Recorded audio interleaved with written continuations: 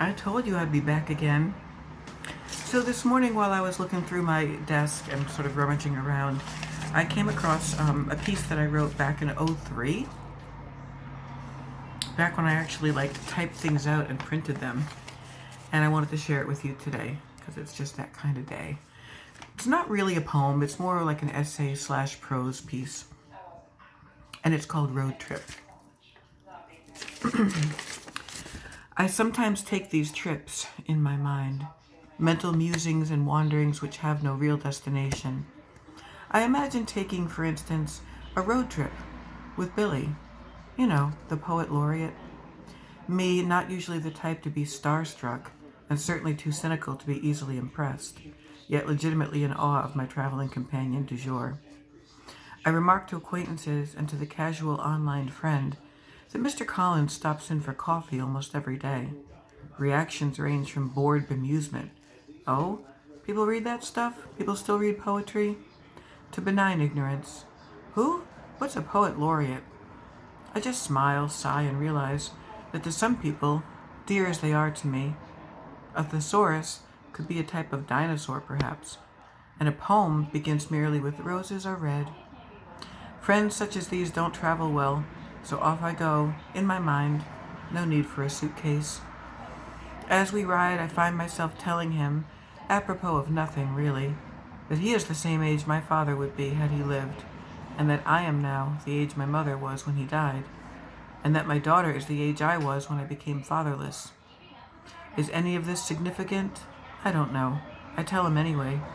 My philosophies are purely autobiographical.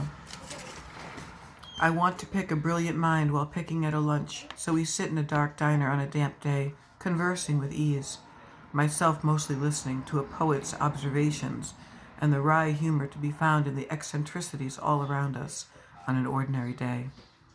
Back on the road, it's all about learning, listening to music, all different types. Which came first, the tune or the lyric? Then silences, some poignant, some just quiet. Silence broken by maybe a shared joke, a random laugh. And as we round the bend to nowhere in particular, I know that only a kindred soul can appreciate what that tree up ahead looks like to me.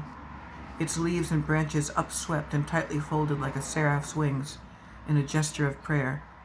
And then I find it delightful, childlike, thrilling, when the sun comes out, hitting the tiny octagonal crystals dangling from the rearview mirror, sending kaleidoscopes dancing around the van.